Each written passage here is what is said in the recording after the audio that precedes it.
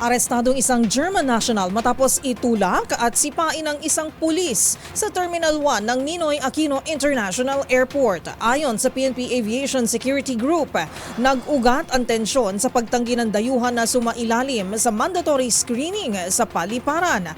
Ang mga detalye ihahatid sa atin live ni Giselle Ricafort. Giselle.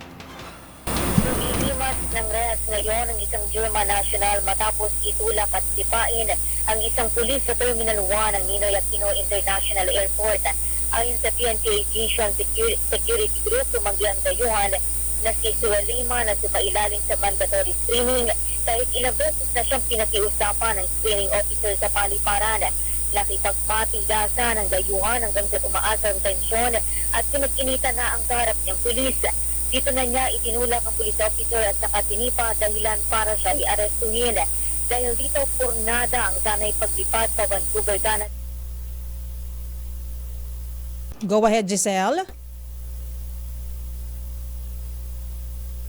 Giselle, nandiyan ka pa ba? In authority.